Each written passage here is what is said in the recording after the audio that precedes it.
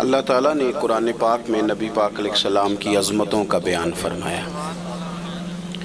یا ایھا النبی انا ارسلناک شاہدا ومبشرا ونذیرا، اے محبوب علیہ السلام ہم نے آپ کو خوشخبری دینے والا بنایا ہے، گواہ بنایا ہے، ڈر سنانے والا بنایا ہے۔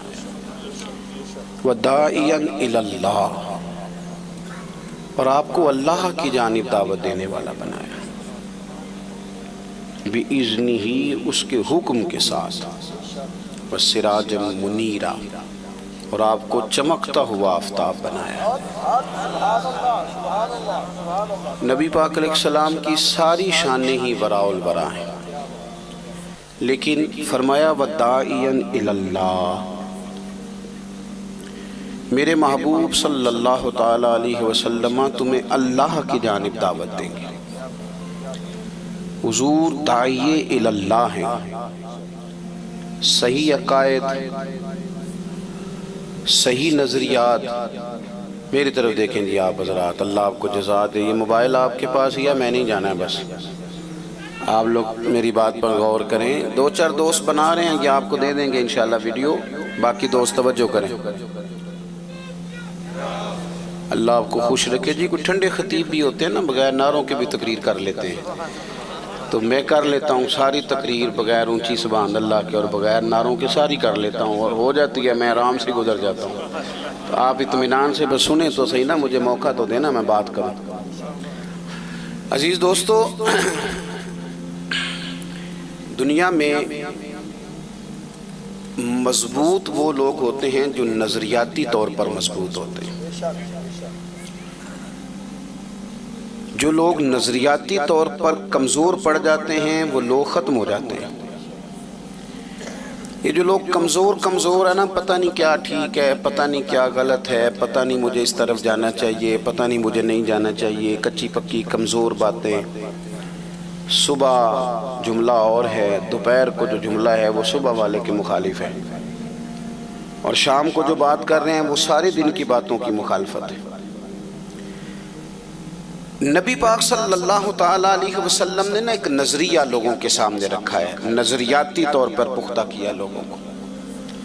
عرب کے لوگ تہمات کا شکار تھے، قربانیاں کر کے اس کا خون کعبے کی دیواروں سے ملتے، وہ طرح طرح کی تہمات کرتے۔ جب وہ طواف کرتے بیت اللہ شریف کا تو سارے کپڑے اتار کے کرتے،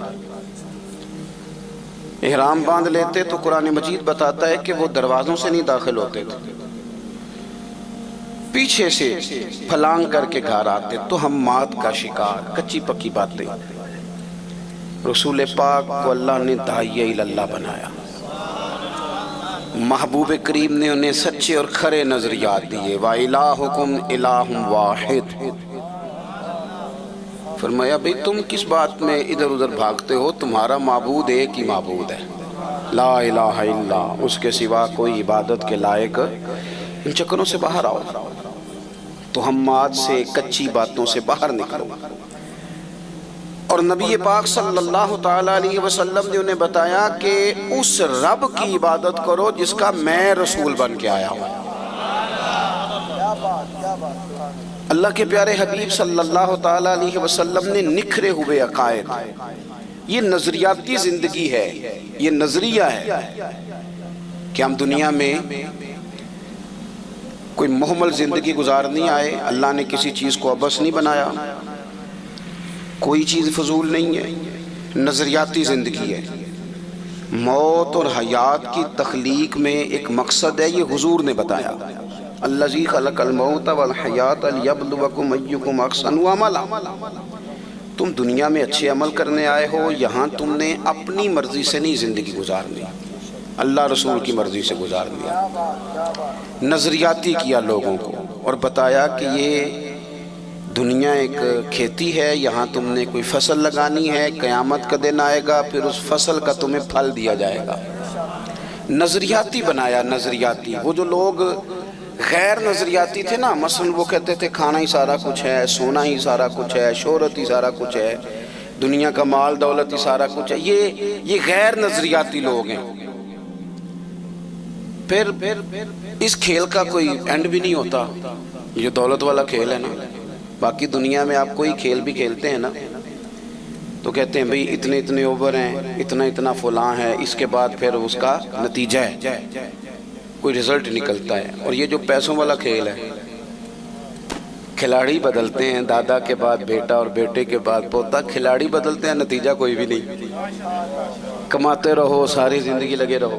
حضور نے نظریاتی کیا، لوگوں کو نظریاتی نظریہ دیا، اللہ کی جانب بلایا، کچی پکی باتوں سے لوگوں کو نکالا، ان کے اعصاب کو مضبوط کیا. یہ جس دور میں اور آپ رہ رہے ہیں نا، یہ لوگوں کو پکا کرنے کا دور نہیں. اس میں زیادہ تر لوگ قوم کو کچا کرنے کی بات کر رہے ہیں، لوگوں کے ذہنوں میں فطور پیدا کرتے ہیں.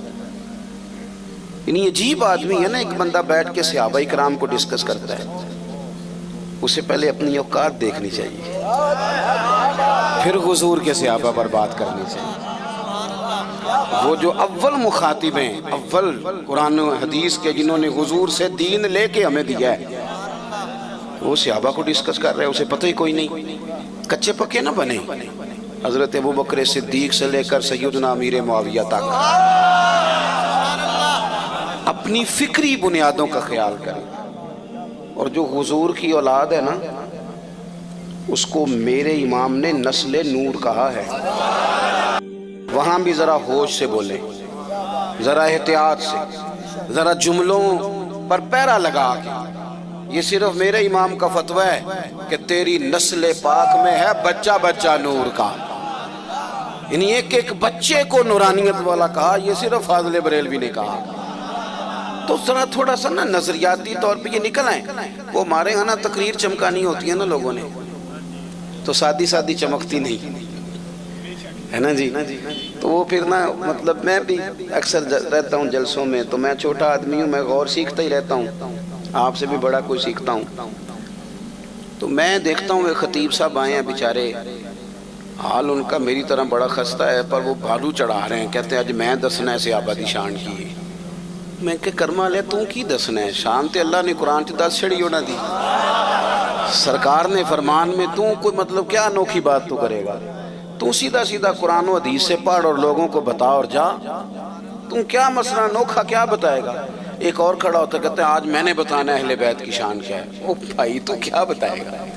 ان کی شان تو اللہ نے بتا دی قرآن میں، ان کی عظمتوں کے تذکرے حضور نے کر دیے.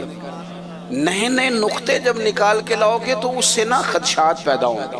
جو باتیں طے ہو گئی ہیں، ہمارے بزرگ طے کر گئے، ان میں کبھی بھی کسی طرح بھی الجھنے کی ضرورت ہے.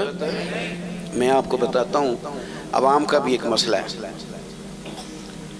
جو نئی خبر ہوتی ہے نا، نئی، مثلا نماز پڑھا کریں، یہ تو ساری مسجدوں کے مولوی کہہ رہے ہیں، یہ تو نئی بات ہی نہیں. قرآن مجید پڑھا کریں گے تو سارے کہہ رہے ہیں. اب جب کوئی بندہ انوکھی بات کرتا ہے نا، تو بندے کہتے ہیں اے دی سنو، یہ پتہ نہیں ان کی کرن لگا ہے.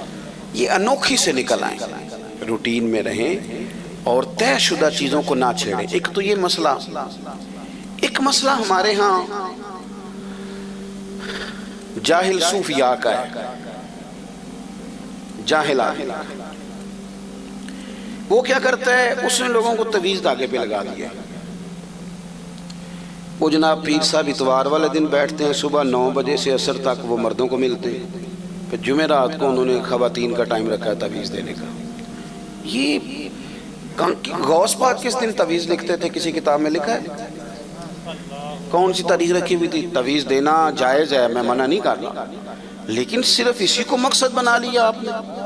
پھر لوگ بیچارے، غربت ہے، پریشانی ہے، دکھ ہیں، تکلیفیں، بندہ ٹوٹا بکھرا ہوا آیا ہے. ہمارے صوفیاء نے یہ لکھا ہے کہ اگر کسی اللہ والے کے پاس کو بندہ آ کے کہتا ہے نا میرے پاس اولاد نہیں، تو صوفی کی یہ بھی ذمہ داری ہے کہ وہ دعا کرے اور اللہ اسے اولاد دے دے. لیکن اس کی اصل ذمہ داری پتہ کیا ہے؟ اس کی اصل ذمہ داری یہ ہے کہ اس بندے کو ذہنی طور پہ تیار کرے کہ رب تجھے جس حال میں رکھتا ہے اس حال میں راضی رہے. طریقت والوں کی اصل ڈیوٹی یہ ہے کہ اس کو مطمئن کریں. غریب آدمی نے آگے کہا جی بڑا پریشان ہوں، حالات بڑے خراب ہیں، اس کو دعا بھی دے گا، وظیفہ بھی بتائے گا، لیکن اصل کام یہ ہے کہ اسے کہے گا یار پیسے اگر اتنے ہی زیادہ اچھے ہوتے تو سب سے زیادہ سیدہ فاطمہ کے گھر ہوتے، یہ اتنے ہی بہتر ہوتے تو سب سے زیادہ سیدہ عائشہ کے گھر ہوتے۔ وہ انہیں مطمئن کرے گا کہ اللہ رسول جس حال میں، یہاں عجیب کیس ہے، وہ پیر صاحب کہہ دیتے ہیں تینوں کسے کچھ کیتا ہے۔ اب کوئی نہ کوئی دشمن تو ہوتا ہی ہے نا، یہ تو نہیں نا بندے کا مخالف کوئی نہ ہو، وہ بیچارہ پریشان ہے، ساری رات سوچتا ہے، کبھی اس کی نظر چچی پہ جاتی ہے، کبھی پھوپھی پہ جاتی ہے، کبھی کسی پہ جاتی ہے۔ کیوں ظلم کرتے ہو لوگوں پہ؟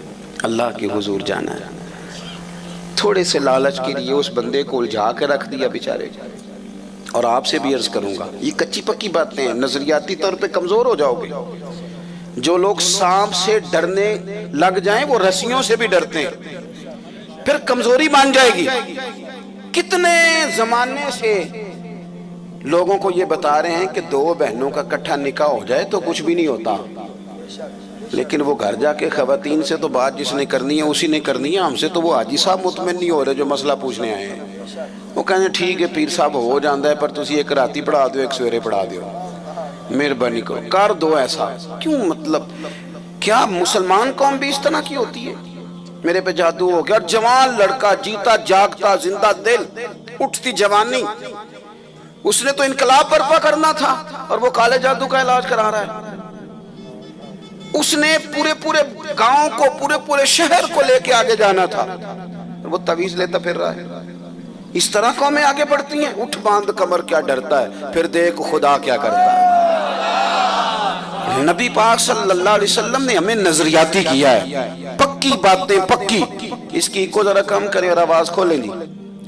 عزیز دوستو، اللہ کے محبوب علیہ السلام، میں نے کم کر دیں کو کہا تو آپ نے بند ہی کر دی۔ اللہ آپ کو سلامت رکھے، تھوڑی کھول دیں اور میری بات پہ توجہ کریں حضرات۔ اپنے ذہن کو پکا کریں، کمزور نہ پڑیں۔ دیکھو سیاستہ میں، بخاری مسلم میں حدیث ہے، نبی پاک صلی اللہ تعالی علیہ وسلم کے صاحبزادے حضرت ابراہیم علیہ السلام کا وصال حضور کی گود میں ہوا، اور صحابہ فرماتے ہیں ہم نے دیکھا کہ حضور کی چشمان اقدس سے، مقدس آنکھوں سے آنسو بھی نکلے۔ یا رسول اللہ آپ رو رہے ہیں، آپ تو صبر کا حکم دیتے ہیں۔ فرمایا یہ محبت ہے، یہ آنسو محبت ہیں، ورنہ میرے دل اور زبان پر وہی ہے جس سے میرا رب راضی ہوتا ہے۔ اب اتفاق کی بات یہ کہ جس دن حضور کے صاحبزادے کا وصال ہوا نا، اسی دن سورج کو گرہن بھی ہو گیا۔ جوڑنے والے جوڑ دیتے ہیں نا باتیں، جوڑ دی بات کچھ لوگوں نے، انہوں نے کہا آج حضور کے صاحبزادے کا وصال ہوا ہے تو لو سورج کو گرہن بھی ہو گیا۔ آپ کو پتہ نا وہ بڑی ساری پیروں کی کرامتیں مشہور ہیں، بڑی ساری کرامت پیر کا کمال ہی نہیں، یہ کوئی کمال ہے؟ یہ تو ڈاکٹر سے بھی دوائی لیں تو آرام آ جاتا ہے، اس کو پیر مان لیں، کیا مذاق بنایا ہوا ہے۔ اور ایک اور بات بھی آپ کو عرض کروں، جتنا پیر زیادہ جاہل ہو اس کی کرامتیں اتنی زیادہ ہوتی ہیں، کیونکہ وہ جو عالم ہے اس نے تو غور کرنا ہے نا کہ بھئی یہ جو میں بات کہہ رہا ہوں قرآن و سنت میں اس کی کوئی دلیل بھی ہے کہ نہیں۔ تو جاہل تو آزاد ہے نا، اس نے موج ہی کرنی ہے، پتہ ہی کوئی نہیں جب کسی چیز کا۔ مہربانی کریں واپس آئیں۔ میں اکثر دوستوں سے کہا کرتا ہوں، میں کہتا ہوں جس طرح پرانے وڈیرے اپنے گاؤں میں اسکول نہیں نہ بننے دیتے تھے، اس طرح جاہل پیر اپنے آستانے پہ مدرسہ نہیں بننے دیتا۔ مجھے پتہ ہے پڑھ گئے تو مجھے کیسے مانیں گے، یہ تو ختم ہو جائے گا مسئلہ۔ وہ علماء کی مخالفت کرے گا، علم کی مخالفت کرے گا، بات بات پہ کہانیاں سنائے گا۔ اس کو روک دیں جی، بڑی ہو گئی ویڈیو، آپ بات سنیں، بس تھوڑی دیر میں بات ختم ہو جائے گی۔ اللہ آپ کو جزا دے، غور فرمائیں۔ اب وہ کچھ لوگوں نے کہا کہ یہ سرکار کے صاحبزادے نے وصال فرمایا تو سورج کو بھی گرہن ہو گیا ہے۔ نظریاتی پختگی اتنی ضروری ہے کہ میرے محبوب علیہ السلام نے جمعے کا انتظار نہیں کیا، اور غم زدہ بھی ہیں حضور آج، لیکن انتظار نہیں فرمایا۔ فرمایا لوگوں کو مسجد میں جمع کرو۔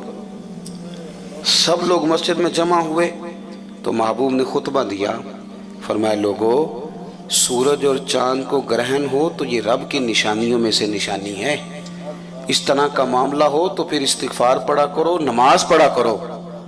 اور ساتھ ہی فرمایا کسی کے وصال کر جانے سے سورج گرہن کا کوئی تعلق نہیں ہے، اس کے ساتھ کوئی تعلق نہیں۔ اپنے آپ کو پختہ کریں، محبوب داعیہ اللہ ہیں، حضور نے ہماری توجہ کرائی ہے اللہ کی جانب۔ اگر آپ تھوڑی تھوڑی گنجائشیں لینے لگیں گے، ڈرنے لگیں گے، تو پھر تو میرے بھائی کمزوری آ جائے گی نظریات کے اندر۔ اپنے آپ کو پختہ رکھیں، اپنے بھروسے اپنے رب رسول پر مضبوط کریں۔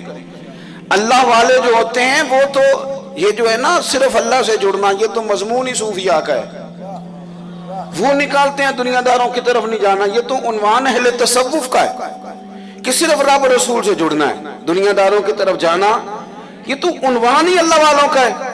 اپنی زندگی میں زیادہ سے زیادہ بھروسہ رب رسول پہ، بڑی امیدیں لگا لیتے ہیں ہم دنیا داروں سے، بڑی زیادہ، کبھی سیاسی پارٹی سے کبھی اس سے۔ میں نے کل جمعے میں بھی کہا تھا یہ تمہارا بھلا کریں گے جو رسا نورا کشتی لڑ رہے ہیں، کوئی ادھر جا رہا ہے کوئی ادھر جا رہا ہے، ان بیچاروں کو کیا پتا ہو کہ رات کو میاں بیوی جب یہ مشورہ کرتے ہیں نا کہ سویرے گھی کوئی نہیں پراٹھوں کے لیے، اس کا درد کتنا ہوتا ہے، انہیں کیا پتا ہو کہ جب عید آتی ہے تو بوڑھے ماں باپ مل بیٹھتے ہیں اور کہتے ہیں تینوں عید بھی کرنی ہے تے کرتے شے بھی کوئی نہیں۔ ان کو کیا پتا ہو، محلوں میں بیٹھے لوگ، تمہیں کیا پتا ہو، تم نیچے آؤ اس عوام کے ساتھ بیٹھ کے وقت گزارو، تمہیں پتا چلے زندگی کے دکھ اور حقیقتیں کیا ہیں، تمہیں کیا خبر ہو، تم بیٹھ کے وہاں نمبر گیم کر رہے ہو، تمہارے پاس MNA خریدنے کے لیے کروڑوں روپیہ ہے پر تھر کے بچوں کے لیے پانی کوئی نہیں۔ اور یہ حکومت ہو یا اپوزیشن ہو، ان کو اپنی ذات سے تعلق ہے، اگر انہیں تھوڑا بھی عوام کا خیال ہوتا تو اس طرح کی حرکات نہ کرتے جو آج کل یہ کر رہے ہیں۔ اللہ سمجھ عطا فرمائے۔ آمدام برسر مطلب اپنی امیدیں اللہ رسول سے۔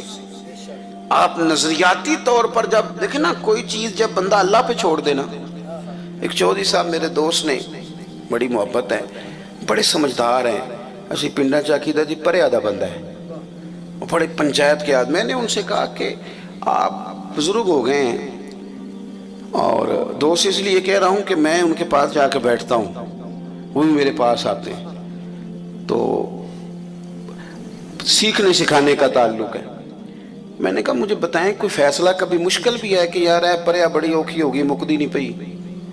تو کہنے لگے ہاں جی، کہنے لگے پیر صاحب ہمارے پاس جو گروپ بھی آتا ہے نا وہ اپنے حق میں فیصلہ کرانا چاہتا ہے، جو بھی آتا ہے وہ بات اس طرح کی سناتا ہے کہ میں بے قصور ہوں، تو ہم پھر دیکھ لیتے ہیں کہ سمجھ آ جاتی ہے غلطی کس کی ہے، لیکن ایک بندے کا فیصلہ مشکل ہوتا ہے جو بات بھی پوری نہیں سناتا اور کہتے چودھری صاحب تہاڈا میرا تعلق ہے، تسی جنج کر چھڑو گے مینوں منظور ہے، تسی میرا مندہ نہیں سوچن لگے۔ کہندے وہ جڑا ساڈے تے پا دیندا ہے نا وہ کام اوکھا ہوندا ہے، پیر تے پیار بڑا کر گیا ہے، پھر کوشش کرتے ہیں اس کو کوئی رعایت مل جائے۔ اللہ کرے آپ کو سمجھ آئے میری بات کی۔ او بھائی پنچایت کے چودھری پہ بات چھوڑو تو وہ بھلا کرنے کی کوشش کرتا ہے، تو اگر اللہ رسول پہ چھوڑ دی جائے تو آپ اندازہ کرو وہ کتنا بھلا کریں گے۔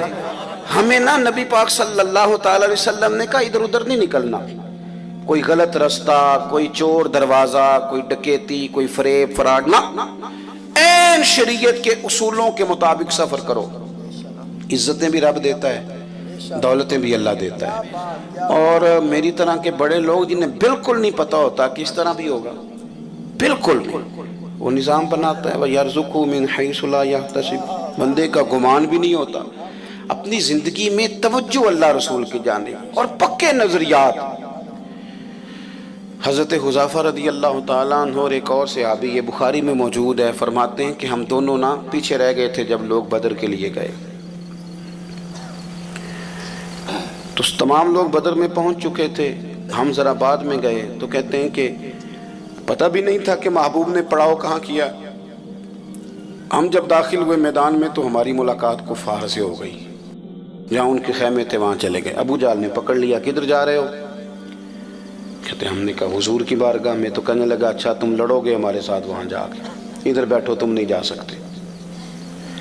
جو بدر کی لڑائی ہے نا وہ آج تک عقل انسانی میں نہیں آتی کہ اس طرح بھی ہوتا ہے، یعنی 1000 کا مقابلہ 313 کے ساتھ، ان کے پاس نہ زر ہیں نہ تلواریں نہ کوئی چیز، اور ادھر ایک ایک بندے کے پاس 3 قسم کا اسلحہ، تیر بھی اس نے گلے میں لٹکائے ہوئے ہیں، نیزہ بھی اس کے پاس ہے، تلوار بھی ہے، 3 قسم کا اسلحہ ہے، اور یہاں نہتے مسلمان۔ اب ایک ایک بندے کی ضرورت تھی بدر میں. یہ کہتے ہیں ابو جہل نے روک لیا اور کہا تم جا رہے ہو، جا کے ہمارے خلاف لڑو گے. فرماتے ہیں ہم نے اس سے کہا کہ ہم لڑیں گے نہیں، صرف حضور کی زیارت کریں گے. اس نے کہا پکی بات ہے، عرب کے لوگ جھوٹ نہیں بولتے. کہا پکی بات ہے. کہتے اس نے ہمیں جانے دیا. حضور کی بارگاہ میں جا کے عرض کی یا رسول اللہ صلی اللہ تعالی علیہ وسلم، اس نے ہمیں روک لیا تھا، پھر ہم نے اس کے ساتھ یہ وعدہ کیا کہ ہم لڑیں گے نہیں، تو اس نے ہمیں آنے دیا. لیکن حضور ایک ایک بندے کی ضرورت ہے، اب کرنا کیا ہے؟ تو یہ میرے محبوب کریم نے ہمیں نظریہ دیا ہے. ایسے ہی چھوٹی چھوٹی باتوں پہ کہنا مجبوری بن گئی تھی، ضرورت پڑ گئی تھی، پھر میں کیا کرتا، پھر حالات ایسے ہیں، پھر زمانے کے ساتھ بھی چلنا پڑتا ہے، کچے ہو جائیں گے آپ. اعلیٰ حضرت بریلوی رحمۃ اللہ علیہ فرماتے ہیں کہ اگر کوئی بندہ مستحب چھوڑتا ہے، پھر کچھ عرصے کے بعد وہ سنت بھی چھوڑتا ہے، اور جو یہاں گنجائش تو نکالنی شروع کرتے ہیں اس کے واجبات اور فرائض کا مسئلہ بن جاتا ہے. یہ ساری چیزیں دیواریں بنتی ہیں دین کی مضبوطی کے لیے. ایک چیز سے گنجائش نکالیں گے، دلیل پکڑیں گے تو دور نکل جائے گی بات. کہتے ہیں عرض کی یا رسول اللہ صلی اللہ علیہ وسلم وعدہ تو کر لیا ہے کہ نہیں لڑیں گے، پر ایک ایک بندے کی ضرورت ہے. تو یہ حضور ہمیں نظریاتی کرتے ہیں. کریم فرمانے لگے تم نے وعدہ کیا، تم بیٹھ جاؤ، تم نہیں لڑو گے، ہمیں بندوں کی ضرورت نہیں، ہمیں اللہ کی مدد کی ضرورت ہے.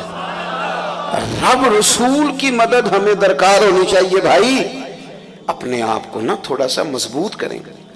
زندگی میں اصول ہیں جن کی بنیادوں پہ انسان کھڑا رہ سکتا ہے، اور اگر زندگی میں اصول ہی کوئی نہیں، ضابطہ ہی کوئی نہیں، تو نیرا لباس بدل لینے سے تو کوئی نیک نہیں سمجھے گا. آپ کے ساتھ جب لوگ معاملات کریں گے، آپ کے ساتھ لین دین کریں گے، اٹھے بیٹھیں گے، تب ان کے سامنے بات کھلے گی کہ آپ فکری طور پر کتنے مضبوط ہیں. زیادہ باتیں نہیں کرنی، آپ کے ساتھ بات کو سمیٹنے لگاؤں. اللہ کے حبیب علیہ السلام ایک سفر سے واپس آ رہے تھے تو ایک جگہ آرام کر رہے تھے، تلوار درخت کے ساتھ لٹکائی تھی. ایک شخص آ گیا، اس نے وہ تلوار حضور کی اتار لی. سے آباد بن دور دور لیٹے ہوئے، اس نے وہ لٹکی ہوئی تلوار حضور کی اتار لی اور اتار کے محبوب پر تان دی تلوار. کہنے لگا بتائیے اب آپ کو کون مجھ سے بچائے گا؟ حضور آرام فرمائیں، لیکن کریم نے فرمایا ہے آنکھیں سوتی ہیں، دل میرا جاگتا رہتا ہے. محبوب نے آنکھیں کھولی. اب میں تقریر کر رہا ہوں نا تو آپ سن رہے ہیں، تو یہ بڑا سادہ سا کام ہے، آسان سا کہہ دینا سن لینا. لیکن اگر کوئی بندہ آ جائے اچانک اور ایسے پستول کر دے چاہے خالی ہو، تو جو حال ہوتا ہے وہ آپ غور کر لیں کس طرح کا ہوتا ہے. چلیں ابھی بھی نہیں سمجھ آئی آپ کو، اور سادہ کرتا ہوں. یعنی رات نو چھت تے پاویں بلی پانڈے کھڑکا رہی ہوگی، چاہے وہ بلی ہو، لیکن وہ جو کیفیت ہوتی ہے نا، مطلب ہاتھ پورا موبائل کی طرف بھی نہیں جاتا بندے کا. وہ کہتا ہے کہ کوئی پتہ نہیں اب کیا بننے لگا ہے. یہ مفت کا خوف ہے. اور یہ بڑے کم لوگ ہوتے ہیں جو نڈار ہوتے ہیں، دعویٰ سارے کرتے ہیں، لیکن حضور ہمیں کس طرح کا نظریہ دے رہے ہیں. میں بڑی اہم بات آپ جوانوں کو سمجھانا چاہ رہا ہوں. خدا را نکل آؤ یار. اب تو کچی کچی باتیں سن کے نا، وہ کہتے ہیں نا یہ بھی پیر صاحب آئے ہیں تو یہ جناب فلاں مسئلہ اڑ گیا، فلاں مسئلہ اڑ گیا جی، میں نے تو بڑے بڑے لوگوں کو دکھایا ہے جی مجھے. بلکہ اب تو لوگ یہ بھی کہتے ہیں کہ تسی بھی کوئی استخارہ کر کے دسو. اور میں کہتا ہوں یار زندگی میں اگر تو یہیں اڑا رہے گا تو کام کب کرے گا؟ اگر طے ہی نہیں کیا ساری زندگی تو پھر کام کیسے ہوگا؟ اس نے وہ تلوار نکال لی، حضور پہ تان کے کہتا ہے بتائیے آپ کو کون بچائے گا؟ حضور لیٹے، کوئی پریشانی نہیں، آزمائش نہیں. جب اس نے دوبارہ پوچھا تو حضور مسکرائے. یہاں مسکرانا کمال ہے. اور مسکرا کے فرمایا مجھے میرا رب بچائے گا، مجھے میرا اللہ بچائے گا. یہ لفظ نکلے تو اس کے تو ہاتھ کانپنے لگے، تلوار گر گئی. حضور نے اٹھا لی، فرمایا لو بھائی مجھے تو اللہ نے بچا لیا ہے، اب تم بتاؤ تمہیں کون بچائے گا؟ تم بتاؤ. اذان ہو رہی ہے جی، اذان سنے جی.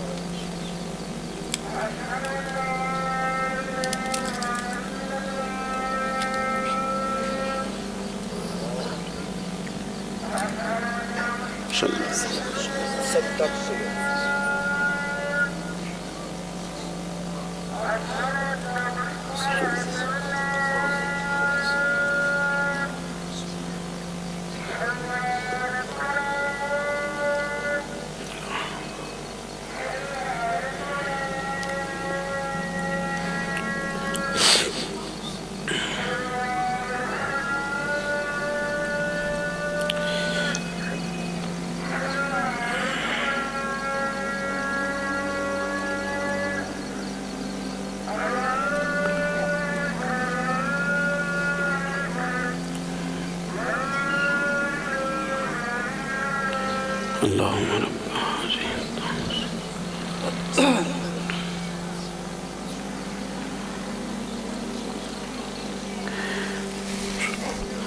تو محبوب کریم صلی اللہ تعالی علیہ وسلم نے فرمایا مجھے تو اللہ نے بچا لیا، اب تم بتاؤ تمہیں کون بچائے گا؟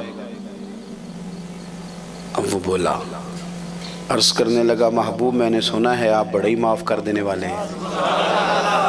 اب یہ بھی کمال دیکھیں، ہم بھی معافی دیتے ہیں پر بڑی ساری باتیں سنا کے، تب تو یہ کہتا تھا، پہلے تو ڈینگے مار، بڑی کہانیاں سنا کے معافی دیتے ہیں، فوراً نہیں دیتے۔ اس نے کہا بڑے ہی معاف کرنے والے ہیں، تو محبوب نے اگلا جملہ ہی نہیں کہا، فرمایا جا پھر میں نے تجھے معاف کیا، جا پھر تجھے معاف کیا۔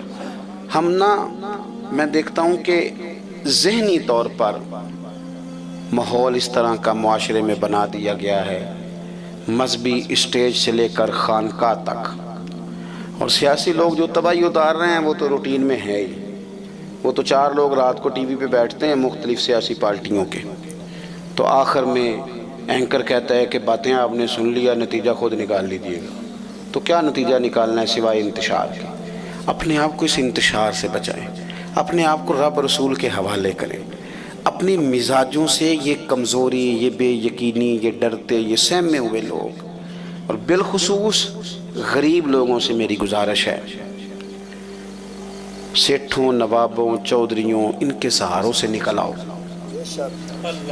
کب تک سہارے تلاش کرو گے؟ سہارے تو وہ لوگ تلاش کرتے ہیں جن کا وجود سلامت نہیں ہوتا، اور اگر وجود سلامت ہے، جسم میں طاقت ہے، تو سہارا اللہ رسول ہے۔ اور یہ نوجوانوں سے میں کہوں گا کہ یہ جو آپ کا ذہن بن گیا نا کہ جناب وہ کوئی بڑا خاص ہی ہمیں موقع ملے گا تو ہم نے آگے جانا ہے، دنیا میں ایک صرف شعبہ برا ہے، ایک پیشہ برا ہے، وہ ہے کسی کے آگے ہاتھ پھیلانا۔ باقی جو جھاڑو دے کے بھی رزق حلال کماتا ہے وہ بھی شان والا ہے۔ جو صفائی کرتا ہے کسی ادارے میں، اپنی زندگی سے باہر آئیں ان چیزوں سے، اور اپنے مقام کو خود پہچانے۔ آپ کو میں اکثر کہتا ہوں کہ جو اپنے آپ کو چودھری سمجھتا ہے اس کی غلطی نہیں ہے، غلطی اس کی ہے جو اپنے آپ کو چھوٹا سمجھتا ہے۔ تو نے کو چھوٹا سمجھا اپنے آپ کو؟ تھوڑا سا ان کمزوریوں سے باہر آئیں۔ آپ کو دنیا میں جتنے بھی لوگ بڑے بڑے ملیں گے یہ کسی چھوٹے سے گاؤں کے رہنے والے، ان میں سے ڈھیر سارے وہ لوگ تھے جن کی فیسیں کوئی جمع کراتا تھا، اتنے وسائل نہیں، لیکن اللہ نے مدد کی، رسول کریم کی نظر کرم ہوئی، مشائخ کی دعائیں ملی، اللہ نے آسانیاں کر دی۔ یہ جو کمزور باتیں، میں چند دن پہلے ایک دستار فضیلت کے جلسے میں تھا تو وہاں ایک صاحب شکوہ کر رہے تھے کہ لوگ علماء کی عزت نہیں کرتے۔ میں نے بعد میں ان سے کہا کہ آپ کو کیا مجبوری ہے لوگوں سے عزت کرانے کی؟ آپ انشراح صدر پیدا کریں، آپ کو کیا مجبوری ہے؟ باقی تو کسی بھی شعبے میں لوگ ڈگری حاصل کریں تو انہیں شان ملتی ہے، اور دین کا طالب علم تو پہلے دن نکلے ابھی کچھ بھی نہیں پڑھا تو فرشتے اس کے پیروں کے نیچے پر بچھا دیتے ہیں۔ تو وہ جو عزت اللہ رسول دے رہے ہیں اس پر کیوں نہیں غور کر رہے؟ لیکن یہ مزدور ہے، مزدور یہ کیوں ایک وزیر کی گاڑی کے پیچھے بھاگتا ہے، بیوروکریٹ کی گاڑی کے پیچھے کیوں بھاگتا ہے؟ بھئی تو اس کی تو پتہ نہیں دولت کرپشن کی ہے کہ کاہے کی، اور تو رزق حلال کماتا ہے۔ تو رب کا شکر کر کے اپنے آپ کو طاقتور سمجھ کہ اللہ تعالیٰ تو نے مجھے جو دیا وہ حلال کا دیا ہے۔ اور ایک اور بات بھی عرض کروں، روب کپڑوں کا نہیں ہوتا، کردار کا ہوتا ہے۔ روب تو کردار کا ہوتا ہے، کپڑوں کا نہیں ہوتا۔ 1.5 کروڑ کا مکان ہو اور 1.25 کروڑ کی پجارو کھڑی ہو اور پیسے صحیح نہ ہو تو لوگ دروازے پہ کھڑے ہو کہتے ہیں 2 نمبر آدمی ہے، دروازے پہ کہتے ہیں یہ 2 نمبر طریقے سے کمایا ہوا مال۔ اور بندہ چھوٹا سا افسر ہو اور دفتر میں اس کے کرسی بھی ٹوٹی ہوئی ہو لیکن رشوت نہ لیتا ہو، تو بہت بڑا آدمی بھی دفتر کے باہر کھڑے ہو کے کہتا ہے پتہ نہیں اس مننی ہے کہ نہ پیسے پڑھتا ہے نہ سفارش منتا ہے، ڈر رہا ہوتا ہے بندہ۔ تو مجھے پھر بتاؤ نا، روب کپڑوں کا نہیں، روب تو کردار کا ہے۔ ہمارے نا حاجی ابو داؤد صادق صاحب رحمۃ اللہ علیہ نا ساری زندگی سوٹ سادہ ہی رہا، بڑے بڑے مرید ان کے ملوں والے، فیکٹریوں والے، لیکن انہوں نے مسجد کے 2 کمروں میں عمر گزاری اور راضی ہو کے گزاری۔ کبھی اس بات کو بطور کمزوری بیان نہیں کیا کہ ہو پتہ نہیں کہ نہ دلیری سے کہتے تھے کمال ہے، ہم سے زیادہ کس کی شان ہوگی۔ اور رکشے میں ساری زندگی، رکشے میں جو اپنی صحت کے ساتھ نے آخری سفر کیا وہ بھی رکشے میں، جو اپنی مرضی سے. لیکن بڑے بڑے پیر پجاروں سے اترتے تھے تو پہلے اپنی داڑھی دیکھتے تھے پوری ہے، پھر چین والی گھڑی اتارتے تھے، پھر سارا کچھ ٹھیک کر کے پھر داخل ہوتے تھے ملنے کے لیے. تو سمجھ آتی تھی روب کپڑوں کا نہیں ہوتا، روب تو کردار کا ہوتا ہے. تو اپنے کردار میں آپ روب لائیں گے تو آپ بڑے ہو جائیں گے. باقی یہ ساری چیزیں تو بھئی دنیا داری ہے، پیچھے ہٹ جاؤ پیچھے ہٹ جاؤ پیچھے ہٹ جاؤ، 10 بندوقیں 15 بندوقیں، کیا نکلے گا اس میں سے؟ کچھ بھی نہیں. تو اپنی زندگی کے اندر نظریاتی بنیں گے تو مضبوطی آئے گی. اللہ تبارک و تعالی مجھے اور آپ کو توفیق عمل عطا فرمائے. اللہم صلی علی سیدنا محمد معدن الجود والکرم وآلہ وبارک وسلم. اللہ بڑا بہترین اہتمام کیا دوستوں نے، کوشش قبول فرما. ان جوانوں کی اس محنت کو اپنی بارگاہ میں قبولیت کا درجہ عطا فرما. دور دراز سے، قرب و جوار سے جتنے حباب آئے، اتنے سارے علماء آئے، مشائخ آئے، سادات آئے، مالک سب کا بیٹھنا ہمارے لیے باعث خیر و برکت فرما.